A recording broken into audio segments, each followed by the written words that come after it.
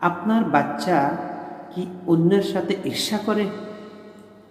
ওরা কি অন্যের প্রশংসা আপনার মুখ দিয়ে শুনতে চায় না? Hi your as 10 years. आपसे एक क्वेश्चन पूछूंगा आप उसका जवाब दे पाएंगे हाँ ठीक है, लेकिन उसमें कोई गिफ्ट है?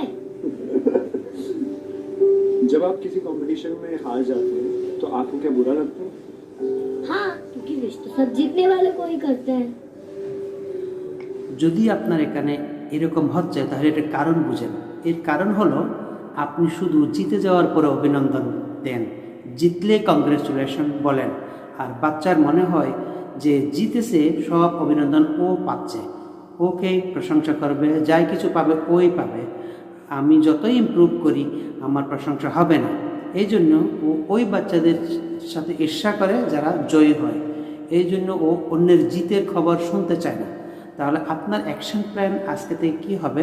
আপনার প্ল্যান এটা হওয়ার উচিত যে আপনার ফোকাস উইনিং থেকে সরিয়ে ফেলেন আর ইমপ্রুভমেন্টের উপর নিয়ে যান। যদি আপনার বাচ্চা গতবার থেকে এখন একটু ইমপ্রুভ করে তাহলে প্রশংসা করেন, ওটা খেলা হোক, পড়াশোনা হোক, লিটারেচার হোক। যদি ও একটু ইমপ্রুভ করে বাচ্চা, তাহলে এইবার আপনি ইমপ্রুভমেন্টের প্রশংসা করেন আর উইনিংকে সেকেন্ডারি হিসাবে রাখেন। আপনার বাচ্চা অনেক কিছু সিক্রেট রাখে, মোবাইলের কি আলাদা পাসওয়ার্ড রাখে, আপনাকে দেখে কি চ্যানেল পরিবর্তন করে দেয়, যেই কথা বলতেছে টপিক চেঞ্জ করে, আপনাকে দেখলে ফোনের সাউন্ড কম করে দেয়, আপনার সাথে পার্সোনাল কোনো কথা শেয়ার করে না। Hi your age 13 years. Okay so you are a teen Yes, I am a teen. क्या आप अपनी मम्मी से कुछ बातें सीक्रेट रखती हैं आप क्यों पूछ रहे हो? बस ऐसे ही हाँ, क्योंकि मुझे डर लगता है कि वो सब बता ना दे। কখনো আপনি ভাবছেন বাচ্চা এরকম কেন করে? আবার ওই কজে চলে আসেন, কারণ এটা তো ফ্যাক্ট। এটার কজ হলো ও বাচ্চার আপনার উপর ভরসা নেই, ও বাচ্চা ভয় পায় যে আপনি শুনলে আপনি ওইটাকে আউট অফ প্রপোর্শন ছড়িয়ে দিবেন। এই ভয়ে, বাচ্চার অপমানের ভয়ে, কথা খুলে যাওয়ার ভয়ে আপনার কাছ থেকে সিক্রেট রাখে। আর মনে রাখবেন, আজকের এই দিনে যদি আপনার বাচ্চা আপনার থেকে সিক্রেট রাখতেছে কিছু, তাহলে অনেক বড় রিস্ক। ওর সাথে যদি কোনো অ্যাবিউজ হয়ে যায়, কোনো গড়বড় হয়, জীবনে যদি কোনো কষ্টে আটকে যায়, তখন ও ভয় পাবে। কারণ আমি এইটা গিয়ে যদি মাকে বলি আমাকে বকা দিবে, পিতাকে বললে পিতা অনেক মানুষকে বলে দেবে। যদি আপনার বাচ্চা আপনাকে এতটুকু ভরসা করতে পারে না, তাহলে মনে করবেন আপনি বাচ্চাকে লুজ করে ফেলতেছেন। তা আপনার অ্যাকশন প্ল্যান কি হবে? যখন আপনি বাচ্চাকে কমিট করবেন যে আমি এই কথা কখনো কাউকে বলবো না, তখন আপনি কোনো প্রকারে কাউকে বলবেন না। আর যদি আপনার মনে হয় আপনার জীবনসাথীকে বলা বেশি প্রয়োজন, তাহলে ওনাকেও এতটুকু ম্যাচিওর হতে হবে যে বাচ্চাকে জানতেই না দিবে যে উনি জেনে গেছে। হ্যাঁ, আপনি এতটুকু বলতে পারেন, হ্যাঁ এবার আমি বলতেছি না, তুমি যদি আবার এরকম করো তাহলে আমি ফাদারকে বলে দেব তোমার আব্বুকে। তা আগামীবারের জন্য ওয়ার্ন করেন।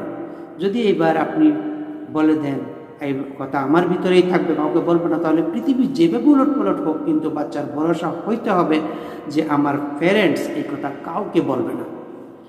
আপনার বাচ্চা কি অনেক রাগ করে? একটু একটু কথার মধ্যে একদম টেম্পারিং হয়ে যায়, নাটক করে, ড্রামা করে, ছোট ছোট কথার মধ্যে আপনাকে বিরক্ত করে? Your age 8 years. तुम्हें गुस्सा आता है हाँ. अच्छा क्यों क्यों गुस्सा करते हो अरे यार, मैं गुस्सा ही नहीं करूँगा तो कोई ध्यान ही नहीं देगा मेरे ऊपर. যদি আপনার বাচ্চা এমন করে, তাহলে পিছনে আবার ওই কারণের মধ্যে পৌঁছে যান। এটার সবচেয়ে বড় কারণ হলো আপনি ওর মিসবিহেভিয়ারের উপরে বেশি ধ্যান দিচ্ছেন। তখন ও জেনে যায় যে মাম্মি, পাপা, দাদা, দাদি, নানা, নানি, ওদের ধ্যান যদি আমার দিকে আনতে চায়, তাহলে কিছু না কিছু হাঙ্গামা করতে হবে, কিছু ডিস্টার্ব করতে হবে, কিছু নাটকবাজি করতে হবে। এরপরে ওরা নিজেই আমার কথা শুনবে। তো এটা ঠিক করার অ্যাকশন প্ল্যান কি হয়? অ্যাকশন প্ল্যান হবে, আজকে থেকে আপনি ওর গুড বিহেভিয়ারের উপরে ধ্যান দিবেন। প্রথমে আপনি মিসবিহেভিয়ারের উপর ধ্যান দিতেন, একটু ছোট্ট মিসবিহেভিয়ারের উপর বকা দিতেন, থাপ্পড় মারতেন। এখন ওই মিসবিহেভিয়ারকে ইগনোর করেন, মনে করবেন এটার কোনো এক্সিস্টেন্স নেই, অনেক দেরিতে গিয়ে রেসপন্স করবেন। কিন্তু গুড বিহেভিয়ারের উপরে ইমিডিয়েটলি ওর পিঠে তপ করেন, ইমিডিয়েটলি প্রশংসা করেন, অ্যাপ্রিসিয়েট করেন, প্রেজ করেন, আস্তে আস্তে আপনি দেখবেন গুড বিহেভিয়ার উপরে যাবে আর ব্যাড বিহেভিয়ার নিচে চলে আসবে। বন্ধুরা, কিন্তু একটা কথা বুঝে নেন, একা শুধু মা পরিবর্তন হলে কিছু হবে না, পিতা পরিবর্তন হলে কিছু হবে না, যতক্ষণ পর্যন্ত দুজনেই নির্ণয় নেবেন না বাচ্চাকে কিভাবে পালন পোষণ করতে হবে, যত্ন নিতে হবে।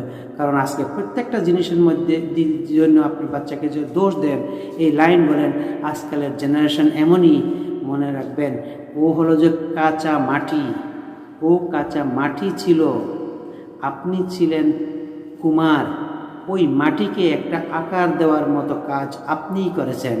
আর যতক্ষণ পর্যন্ত আপনি ভুল আকার দিবেন, ওই মাটির কোনো ক্ষমতাই নেই যে ও নিজে নিজেই পরিপূর্ণ ভালো আকার পাবে। আপনার বাচ্চা কি কাওয়ার্ড? আপনার মনে হয় যে আপনার বাচ্চার গার্ড নেই, সাহস নেই? তাহলে আপনি জানেন বড় হয়ে কি হবে, এটার কারণের মধ্যে চান। এমন এই জন্য হয়েছে কারণ আপনি অনেক তাড়াতাড়ি ওকে হেল্প করেছেন। ও একটু প্রবলেমে পড়লে আপনি হেল্প করতেছেন, সামনে চলে আসছেন। দুটা বাচ্চা একটু লড়াই করেছে, মা মাঝখানে এসে কথা বলা শুরু করছে।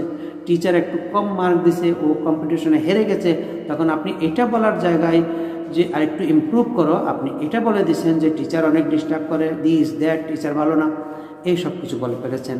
এখন এখানের মধ্যে অ্যাকশন প্ল্যান কী হবে? আপনার অ্যাকশন প্ল্যান হবে আপনি ওর হেল্প এত তাড়াতাড়ি করবেন না, আপনি ওর কাজে মাঝখানে করবেন না, বরং ও যদি আপনার কাছে আসে আপনি ওকে বলবেন তোমার মাথার মধ্যে কোনো আইডিয়া আছে, আরেকটু ট্রাই করো, আরেকটু ট্রাই করো, ততক্ষণ পর্যন্ত ট্রাই করতে দেন যতক্ষণ এক্সস্ট হয়ে যাবে না।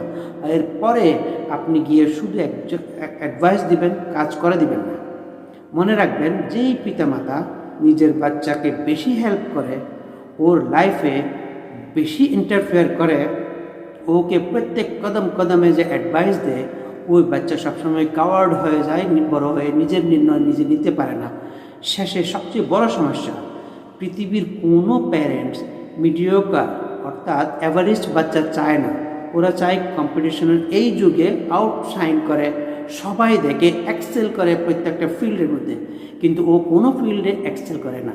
এটার কজ হলো, যেখানে আপনি ওকে প্রত্যেকটা জিনিসের মধ্যে এক্সেল করাতে চাইতেছেন, আপনি ওকে ড্রয়িং ক্লাসে জয়েন করে দিচ্ছেন, ইংলিশ ক্লাসে জয়েন করে দিচ্ছেন, ক্লাবে জয়েন করে দিয়েছেন, সুইমিংয়ে জয়েন করে দিয়েছেন, ক্রাফটে জয়েন করিয়েছেন, আর্টে জয়েন করিয়েছেন, এতগুলো ক্লাসে জয়েন করিয়েছেন। ও বাচ্চা না, এখন একটা মেশিনে পরিবর্তন হয়েছে।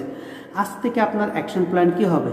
শুধু একটা জিনিস দেখেন, আপনার বাচ্চাকে ওটার মধ্যে এক্সেল করানোর চেষ্টা করেন। ওটা হতে পারে ওটা স্পোর্টসের কোনো একটা জিনিস, হতে পারে আর্টের কোনো একটা জিনিস, এমন একটা দুইটা জিনিস বেছে নেন, প্রত্যেকটা জিনিস নয়। ওই একটা দুইটা জিনিসের মধ্যে আপনি সবচেয়ে বেস্ট কোচেস, বেস্ট টিউটর আর আপনি আপনার বেস্ট ফোকাস ওটার মধ্যে দেন। প্রত্যেকটা ইমপ্রুভমেন্টের মধ্যে প্রশংসা করেন, ভালো জায়গার মধ্যে এক্সপোজ করেন, ওকে দিয়ে আর্টিকেলস পড়ান, এমন ভিডিও দেখান, এমন লোকদের সাথে ওকে দেখা করেন, আর একটা দুটো এরিয়ার মধ্যে পুরো শক্তি লাগান, পুরো ধ্যান লাগিয়ে দেন। সব জিনিসের মধ্যে অ্যাভারেজ হয়ে ও কোথাও পৌঁছতে পারবে না। যদি একটা দুইটার মধ্যে এক্সেলেন্ট হয়ে যায় তো অনেক শাইন করবে, অনেক উপরে পৌঁছবে। মাই ডিয়ার প্যারেন্টস, 5টা অ্যাকশন প্ল্যান আমি আপনাদেরকে দিয়ে দিলাম, এটা মনে রাখবেন। আরেকটা ভিডিও আমার আছে, বাচ্চাকে সফল বানাতে হলে আপনি কি কি করতে হবে, ওটা আপনি আমার ইউটিউব চ্যানেলে যদি ঢুকেন, আপনি আমানত হোসেন শোতে আপনি ওটা বুঝতে পারবেন, দেখতে পারবেন। ওটা দেখে আপনি অনেক কিছু বলতে পারবেন। যদি এই ভিডিও আপনার কোনো উপকারে আসে তাহলে এটা শেয়ার করবেন আর লাইক করবেন সবচেয়ে বেশি। Thank you very much.